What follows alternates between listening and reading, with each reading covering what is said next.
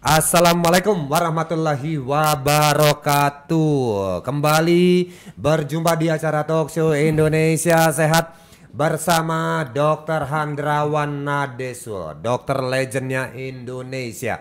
Yang hari ini kita membahas mengenai kesehatan keluarga, beragam peran di tengah gizi pas-pasan. Nah, ini adalah bagian kedua dari bahasan topik ini Bapak Ibu ya. Sebelumnya Bung Bande dan Dr. Handrawan kita tadi sudah menyoroti mengenai berbagai peran keluarga di tengah kondisi gizi yang pas-pasan tadi ya. Nah, bagi yang tidak mengikuti bagian pertama, kita tadi sudah soroti bagaimana perannya ayah, ibu dan anak-anak yang harus dicukupi oleh gizinya Bung Bande ya. Nah, ini kemudian juga tadi dokter sudah menyampaikan tadi di part pertama tadi adalah bagaimana untuk keluarga-keluarga Indonesia ini juga yang di pedesaan terutama untuk bisa prosumen ya. Artinya memproduksi, menyediakan sendiri untuk kebutuhan sehari-hari. Sumber sehari-harinya ya. Ya itu tadi bisa miara lele, miara belut, ayam. Nah, ya. Kalau Bung Pandey biasanya miara ini dok, harimau ini dok. Harimau putih ini Bung Pandey. Ngeri saya. Dan tadi untuk tanaman, nah kalau tanaman juga buah-buahan ya Bapak Ibu ya, silakan. Ada paya, ada belimbing, tadi saran dokternya untuk tiap hari. Yang tiap hari berbuah itu kan belimbing dan jambu. Jambu biji. Itu kan tiap hari. Tuh, nggak perlu. Jadi kecukupan buah sudah bisa tersedia ya, dari halaman sendiri. Saya bilang hidroponik kalau halamannya sempit, karena di kota besar itu kan taruh aja kaleng itu kan hidroponik bisa. Ya. Nah itu tadi ya, dan juga cukup menggetarkan juga Bung Pandey di sesi awal tadi dokter untuk anak-anak kita yang kalau sumber kecukupan proteinnya tidak terpenuhi, anak yang harusnya tumbuh cerdas jadi tidak bisa maksimal. Jadi ya seperti apa yang diharapkan itu hanya gara-gara kurang protein tadi ya Bapak Ibu ya. Oke, nah ini kita bagian kedua, ini tentunya masih banyak lagi Bung Made dokter ya yang perlu kita soroti tadi. Ini orang tua, anak-anak juga, dan sumber makanan. Nah ini dengan tadi kan dokter banyak menyoroti untuk kondisi yang di daerah dok. Ya bisa miara ikan, miara ayam ya, belut segala macam nanam. Lah kalau kita yang di kota dokter, ya apa yang harus kita lakukan? Sama. Biasa miara-miara juga. Untuk rumah yang kecil ini kan saya memang prosumen itu untuk di desa yang tidak ada lahan, yang rumah kecil, yang di kota ya sama. Jadi tujuannya berhemat ya. Berhemat sambil menyehatkan. Karena menyehatkan karena kita tahu sumber yang kita anukan, belut misalnya sumber protein. Itu sama juga. Sama. Karena saya pernah lakukan project ini di Bogor, di Kota Madya Bogor. Dan ini berlangsung. Jadi sekali lagi mereka setelah tahu, oh ternyata bisa dan hemat ya. Hemat karena semua diproduksi, tinggal beli beras, beli garam dan bumbu dapur, sudah, yang lain tersedia. Itu maksudnya. Tapi bagi mereka yang level menengah ke atas, kita kan bicara lain lagi. Itu pengetahuan bagaimana memasak yang benar. Nah, untuk semua ibu sebetulnya di pedesaan maupun di perkotaan dalam hal memasak kembali prinsipnya kalau ada yang alami jangan pilih yang buatan. Jadi kalau ada ikan laut jangan pilih ikan budidaya. Itu prinsip. Kalau ada madu jangan pilih gula pasir. Kalau ada ubi rebus jangan pilih donat. Jadi selalu yang tidak dibuat oleh tangan manusia, manipulasi, entah itu pakannya, entah itu sumbernya, itu pilih yang lebih alami. Selalu prinsipnya begitu. Nah, kenapa? Karena masalah kanker, masalah kegemukan, penyakit metabolik, itu semua gara-gara yang kita makan itu yang bukan alami. Lebih karena buatan, man-made ya. Jadi yang dibuat. Walaupun dia ternak, tapi kalau pakannya dibuat manusia itu pasti berbeda. Karena pakan itu manipulasi, orang meracik ya. Nah, tambah omega, tambah apa. Belum tentu secara kodrati ikan misalnya membutuhkan itu. Tapi digenjot supaya cepat besar. Ayam 2 bulan bisa 2 kilo, 3 kilo. Karena itu kan pakan. Apakah itu menyehatkan? Pasti tidak. Jadi mengapa ayam kampung lebih mahal dari ayam broiler? Ya, itu karena memang sifatnya beda. Telurnya juga begitu. Jadi prinsip kalau ibu bisa memilah mana yang alami, yang buatan, pilih yang alami. Satu. Kedua, cara memasak. Kalau bisa dimakan mentah, mengapa harus dimasak? Jadi prinsip sekarang orang Jepang, orang Korea itu cenderung pilih makan mentah. Entah ikan mentah, daging mentah, daun sayur mentah, termasuk Vietnam, itu kan mentah. Selama dia steril, bersih, itu jauh lebih baik. Kedua, kalau bisa dimasak sebentar, ditumis sebentar, kenapa sampai mendidih berkolak? Jadi saya harus kembali sampaikan bahwa gudeg yang dimasak 8 jam itu tidak menyehatkan lagi. Karena yang sisa ada cuma gurih, manis, dan asin. Karena bagaimanapun zat gizi dalam sayur, dalam apapun akan berkurang atau menghilang karena olahan yang salah. Kedua, penyimpanan ya. Kita di daerah mungkin ibu-ibu bisa memetik kangkung dan langsung masak. Orang kota salah, dimasukkan di kulkas, disimpan 1 minggu. Itu teroksidasi. Sayur ataupun buah ataupun kalau disimpan teroksidasi. Berubah dia sifatnya. Jadi kualitas gizinya berubah. Termasuk kita makan buah impor, sudah dikirim berapa bulan lalu, disimpan dan sebagainya. Tidak lebih sehat daripada jambu yang kita petik di rumah. Jadi sekali lagi, kenapa saya sampaikan kita tanam sendiri? Karena itu yang lebih menyehatkan dan murah. Sekarang ada gerakan frugal living. Bagaimana hidup hemat tapi menyehatkan. Itu ada gerakan itu di mana-mana. Saya lihat di TV orang yang sudah pensiun dia pilih hidup hemat sehemat-hematnya. Kalau tidak perlu ke salon jangan ke salon. Tapi lebih pentingkan utamakan untuk kesehatan. Seperti itu. Gerakan hidup sederhana ya. Ya, simple, frugal. Bahkan barang-barang yang Gak perlu frugal living. Frugal living ya. Nah, kayak Bung Pandi nih hidupnya sederhana dok. Semuanya dikasihkan orang-orang. Digadein semuanya. Digade ini buat tambah-tambah dokter. Maksudnya menarik tadi saya sempat terkaget ya. Tadi dokter Handaran bilang Bung Pandi tadi katanya yang seperti kita ya memetik sayur segala macam nih ya. Berarti kalau habis metik langsung diolah langsung dimasak. Nggak boleh disimpan lama-lama. Sementara kebiasaan kita masyarakat di kota ya, kalau ibu-ibu belanja seminggu. Berangkat hari Sabtu ya, ini baru belanja lagi tuh Sabtu depannya, karena sekali belanja buat seminggu, masuk ke dalam kulkas, kata dokter tadi teroksidasi, berubah semua sifatnya. Nah lo ini gimana nih Bung, kita Bung, kulkas kita gede-gede nih isinya penuh ya supaya nggak bolak-balik ke pasar ini. Makanya itu kulkas buat ngadem aja. Jangan menyimpan makanan ya. Lumayan ya buat nambah-nambah APKAC gitu ya. Baik. Oke tadi ya, jadi kalau bisa tadi kata dokter mentah jangan dimasak. Wah ini kalau bisa sebentar saja, kenapa harus sampai mendidih masaknya? Yang masalah mentah dulu nih dok. Jadi dokter sempat ngomong ikan ya mentah makan. Lah ini memang sehat dok. Cuman ya culture kita kan tidak terbiasa dok buat hal itu walaupun sehat juga kata dokter. Ya tapi tidak semua ikan ya. Yang setahu saya itu salmon ya. Itu biasanya ya itu dalam ya. itu. Ya. Jadi tidak semua ikan ya, lupakan lah. Bukan, karena kebersihan ya.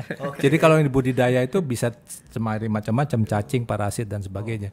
Tapi kalau yang dari alam itu, misalnya orang Jepang tuh nangkep cumi-cumi karena dia tahu itu dari laut, dari alam itu dia makan tambah sake, direndam di alkohol, ditelan. Karena untuk membunuh kumannya itu pakai alkohol. Jadi ya kita sih jangan ekstrim begitu ya. Tapi lalap-lalap itu ada 8-9 macam yang saya tahu bisa dimakan mentah tuh.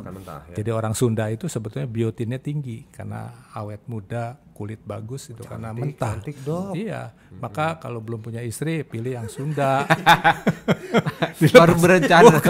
Baru berencana. Dilepas di kebun hidup. Alhamdulillah istri saya orang Sunda dok, makanya tadi ya. Irit juga dok ya, ngabisin lauk. Oke. Gimana Bung Made? Anda dari tadi nih menyimak aja nih Bung Made. Ini kayaknya ada sesuatu yang pengen Anda gali juga nih kayaknya saya lihat dari ini. Iya, rasanya memang menarik ya, karena tadi. Yang mana Bung? Yang orang Sunda tadi. Iya, dalam artian memang makanan kita ini memang suatu kebutuhan, tapi ketika tidak berasal dari yang baik, yang sehat juga justru membuat kita jadi masalah, gitu ya. Tidak jarang sekarang ini kan orang bukan karena sekarang ini banyak penyakit bukan karena orang tidak makan. Tapi banyak sekarang penyakit karena orang kebanyakan makan ataupun salah makan. Yang harusnya kan makanan itulah untuk kebutuhan tubuh kita, untuk mencukupi apa yang dibutuhkan tubuh kita. Nah sekarang ini justru keterbalik. Ya. Kita makan itu nggak tahu untuk memenuhi siapa lagi itu. Tubuh kita nggak butuh sebenarnya dengan makan makanan yang ada sekarang, gitu. Nah ini Pengen, jadi Bung. problema juga berarti saat ini. Masa Bung. belum coba masakan yang baru itu, Bung Pande? Nah, itu kan. Lagi promo ini, lagi anak-anak muda TikTok ini juga rame. Ya, masa nggak nongkrong gitu? Masa nggak Nah, itu nyoba, dia. Bung Pande? Nah itu dia. Jadi problematika kesehatan keluarga sekarang ini justru semakin kompleks. Tidak hanya masalah yang dibutuhkan tubuh kita dari sisi alamiahnya, tapi udah masuk kepada kebutuhan yang tadi ada karena gengsi, ada karena ikut-ikutan. Dan Karena ini viral, Bung. karena viral. Viral ya. Dan ini tadi tidak lagi unsur yang tubuh membutuhkan, tapi justru ada faktor-faktor yang lain. Nah ini menarik memang Bung Pande, Dokter Handarawan ya. Tadi dokter menyarankan banyak makanan-makanan sehat. Kita nih lihat dok ya, saya juga melihat memperhatikan juga bagaimana banyak toko-toko yang menyajikan masakan sehat. Ya, tutup dok, nggak laku dok. Ada lagi toko roti yang sehat gitu ya, yang menggunakan gandum, nggak lama dok bangkrut. Ada lagi masakan-masakan yang dari yang diolah ini tadi Bung, dari sayur tapi mirip kayak daging ini, ya nggak laku juga dok. Artinya banyak orang yang juga tahu makanan sehat, tapi ya tadi nggak ada yang beli dok, nggak ada yang mau makan. Nggak dokter. viral Bu. Nggak ada yang mau makan dokter, Ya, masalahnya dok. kuncinya tidak teredukasi. Tidak teredukasi. Jadi masyarakatnya terkondisi tidak teredukasi. Jadi kalau termotivasi bahwa sebetulnya kalau mau umur panjang, mau tetap sehat, tidak sakit, ya pilih makanan itu. Yang tidak sehat tidak tentu enak ya. Jadi enak belum tentu menyehatkan, tapi yang tidak enak justru menyehatkan. Misalnya beras saja ya, beras tumbuk itu tidak enak dimakannya. Yang enak tuh yang pulen, yang putih. Yang putih itu sudah disosoh toh. Bersih Yang gitu ya. bersih sampai putih pakai obat pemutih. Itu yang tidak sehat sebetulnya. Vitamin B1-nya hilang ya, itu bekatulnya hilang jadi bekatul. Nah, bekatul itu kan beras yang disosoh sehingga menghasilkan kulit ari beras toh. Bekatul dikasih makanan ternak. Yang sehat babinya. Ayamnya. Orangnya kan enggak, jadi terbalik. Nah, sekarang orang mengejar bekatul beli di apotek. Nah, itu kan udah salah kaprah. Jadi saya mau sampaikan untuk ibu-ibu yang di kota, lihatlah di supermarket. Di supermarket itu beraneka ragam makan yang alami. Ada talas ya, ada lidah buaya ya, ada lalap yang 8-9 macam. Itu berarti orang sekarang sudah mulai berpikir, yang sudah teredukasi. Jadi mesti masyarakat melihat, oh kenapa dia sudah mulai makan lalap ya, makan talas ya, makan ubi, makan singkong dan sebagainya. Karena itu yang menyehatkan. Ya, jadi malu kalau saya sampaikan, Bu, mulai sekarang makannya ubi ya. Beli 1 karung untuk 1 bulan misalnya. Ibu itu marah. Sudah merdeka 80 tahun masih makan ubi, dok. Iya, kan tersinggung dia.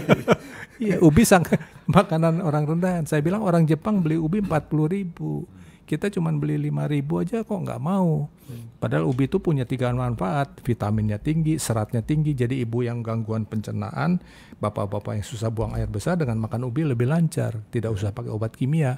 Yang salah, kita pilih obat kimia supaya tidak sembelit. Salah, makan ubi harusnya. Jadi berulang-ulang saya sampaikan camilan itu ubi rebus. Karena itu manfaatnya. Dan ketiga, dia ada hormon awet muda. Di ubi tadi Ubi. Nah, itulah orang Okinawa, Jepang yang panjang umur tuh 70% makanan hariannya sweet potatoes itu, ubi manis.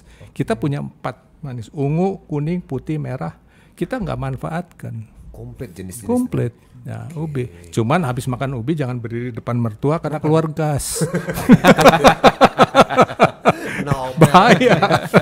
Oke, ini Bung Pande ini selaku lulusan IPB ini pasti aku yakin punya bibitnya. Punya. Yang ubi-ubi tadi Bung. Langsung aja beli Bung.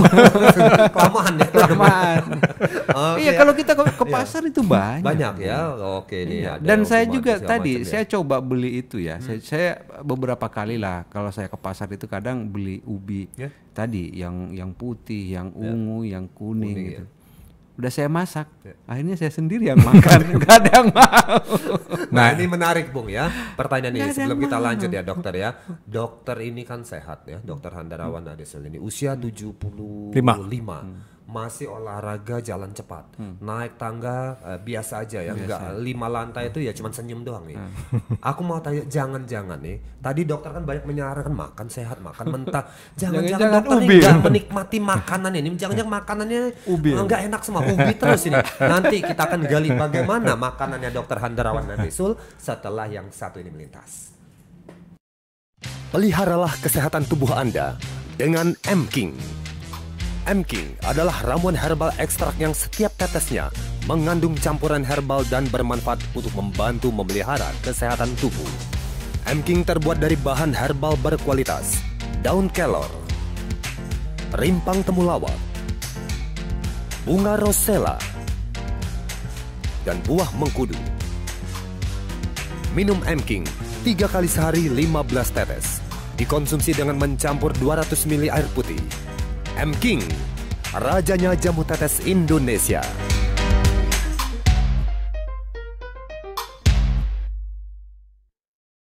Melanjutkan lagi bahasan kita bersama Dr. Handrawan Nadesul dengan bahasan tema kesehatan keluarga, beragam peran di tengah gizi pas-pasan. Keluarga mau sehat Bung Pande, tapi gizinya pas-pasan ya. Ini tentunya sebuah problematika juga di masyarakat kita. Nah, tadi selama dialog topik ini Bung Pande, dokter menyarankan makan mentah ya, makan ubi ya. Kalau nggak harus bisa dimakan mentah, kenapa mesti dimasak ya? Nah, Kalau bisa dimasak sebentar, ngapain mesti harus lama-lama? Ya, ambil yang murah. Tadi Bung Pande sendiri pengalaman kan, ngikut beli ubi ya 4 macam, yang makan Bung Pande sendiri kan, nggak ada yang mau makan karena nggak enak. Nah, ini Dokter Handrawan ini saya lihat masih nulis puisi, tampil pentas pembacaan puisi di mana-mana, melayani konsultasi ya, seminar di mana-mana, sehat, ceria, bahagia, sejahtera. Aku curiga Bung, jangan-jangan Dokter Handrawan ini makannya nggak ada yang bisa dinikmatin Bung, karena Nggak ada yang semua. enak berarti ini kayaknya. Gimana Dok? Ya, tapi nggak keluarga sih. Ya, Gimana, ya. Dok? Ya, karena saya tahu ya, teorinya tahu dan saya coba praktekkan. Jadi sejak saya ya tahu begitu, ya saya praktekkan dalam kehidupan sehari-hari.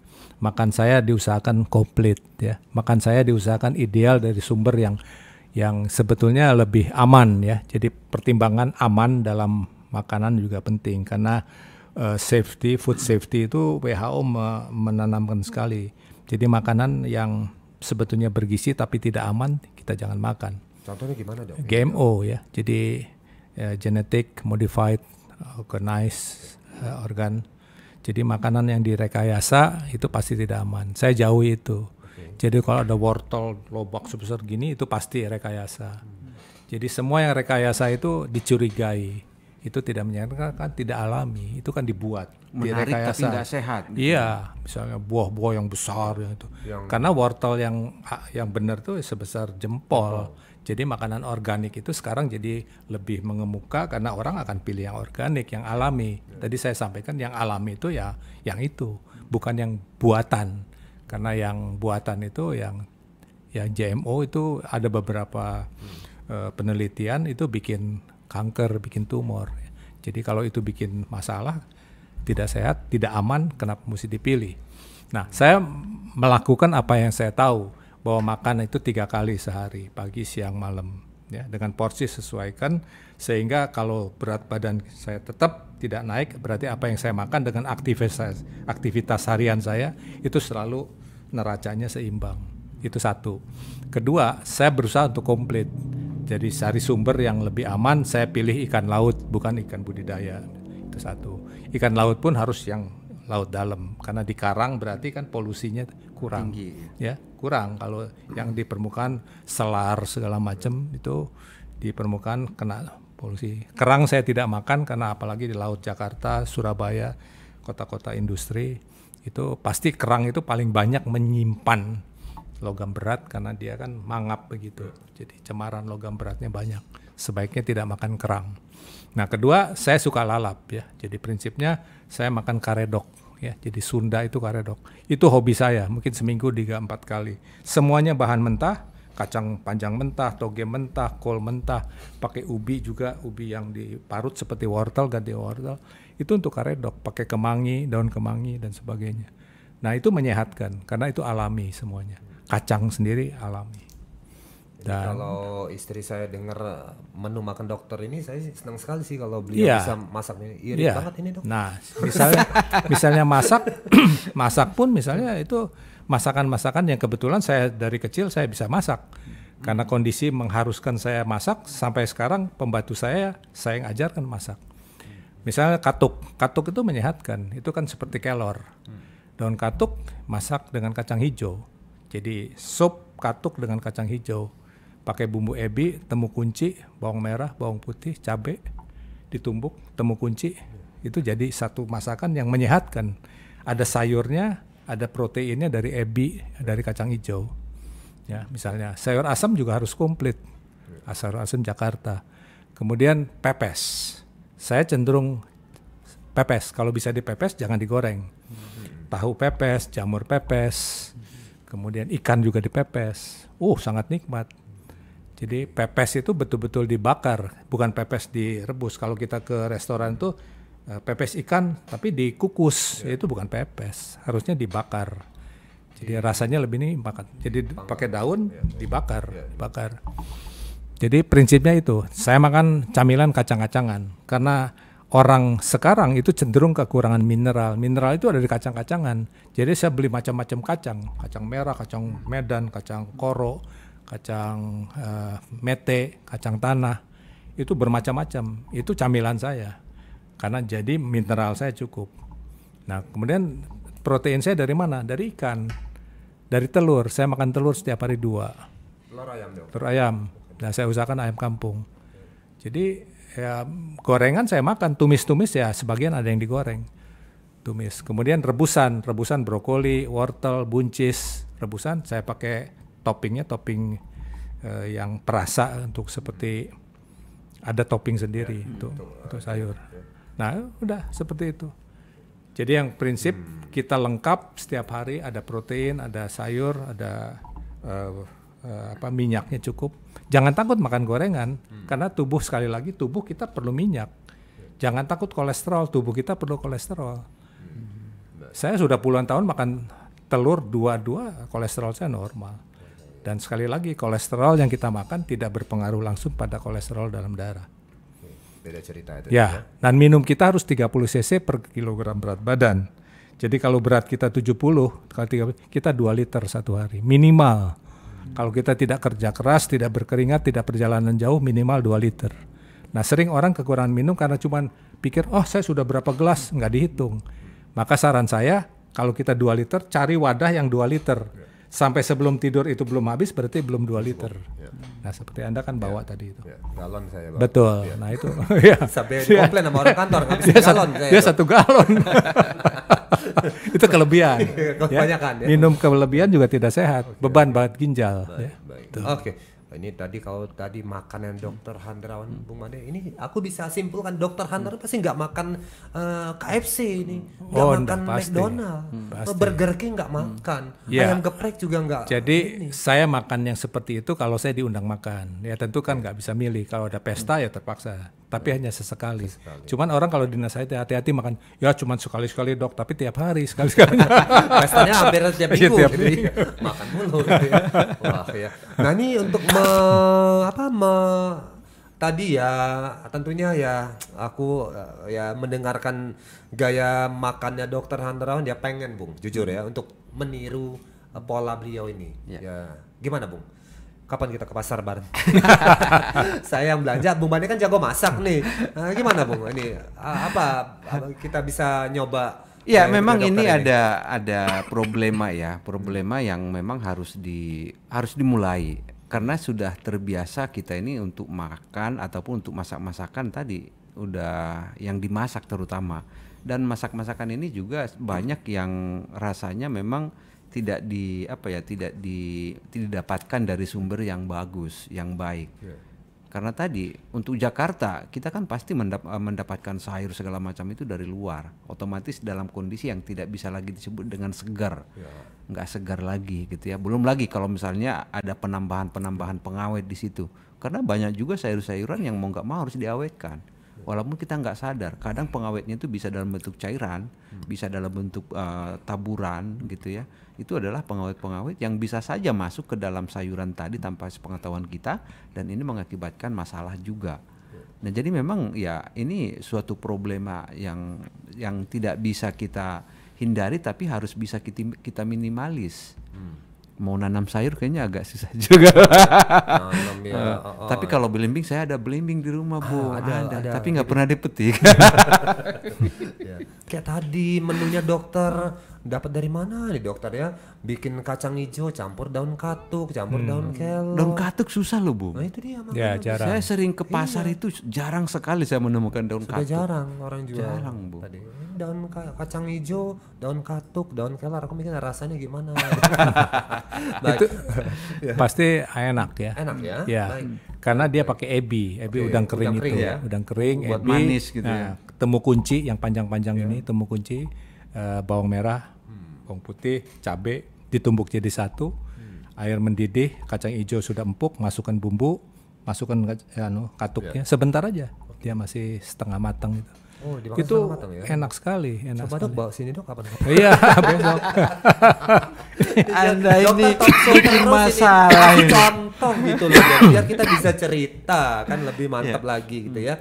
Baik, Bung, gimana Bung? Jamu tetes kita Bung, apa yang bisa dilengkapi Bung untuk menyiasati hal ini Bung Pande? Ya, selain dia sebagai nutrisi ya, jamu tetes kita ini kan juga terkenal dengan kandungan antioksidan yang banyak, yang tinggi ya, karena terbuat dari bahan-bahan herbal yang mempunyai antioksidan tinggi. Nah tadi dari pola makan kita yang tidak bisa menghindari 100% tanpa ada radikal-radikal bebas di sana, ataupun dari keseharian kita dengan polusi udara macam-macam gitu ya. Nah jamu tetes kita ini bisa menjadi salah satu cara untuk mengurangi dampak dari bahaya-bahaya radikal bebas tadi. Karena tadi di dalamnya memang kaya dengan antioksidan. Selain dia juga kaya dengan vitamin-vitamin yang dibutuhkan oleh tubuh kita. Jadi lagi-lagi memang jamu tetes ini sangat baik untuk kita konsumsi, tidak hanya untuk bapaknya, ibunya, tapi juga untuk anggota keluarga yang lain. Oke ya. Kalau saya lihat dalam topik ini tadi dokter banyak menyoroti peran ibu nih. Nah, ibu-ibu agak-agak gelisah nih ya dalam mendengarkan dialog ini. Nonton TikToknya jadi berkurang nih. Disorot sama dokter terus ini. Nah dok, coba sekali yang satu ini dok, agak bapaknya dokter apa pesannya? Dokter nyuruh ibu belanja, bapak nggak ngasih duit. Gimana dok? Iya, yang sering terjadi adalah keluarga termasuk ibu itu mendahulukan bapak. Betul, bapak bekerja ya, tapi kecukupan protein bapak ya, orang dewasa pada umumnya itu lebih kecil dari anak-anak. Anak-anak 3 gram per kilogram berat badan. Orang tua 1 gram protein. Ya. Jadi kalau berat badan misalnya cuma 55 kilo, itu cuma butuh 55 gram protein. Sama dengan balita. Balita 18 kilo kali 3 gram, 55. Jadi jangan berikan karena bapak bekerja paha ayam untuk bapak, ceker ayam untuk anak. Terbalik, anak harus makan paha ayam, bapak makan ceker. Karena kebutuhan proteinnya kecil. Jadi dibalik. Salah saya nanya nih. Salah nih Bung. Harus ganti topik. Topik. Batal. Saudari ceker terus ini di rumah. Oke, baik. Jadi ini juga poin jangan salah posisi ya untuk ibu-ibu dalam menghidangkan menu masakan buat keluarga ya. Lagi-lagi anak tetap yang fokus utama gitu ya dokter ya. Baik, oke.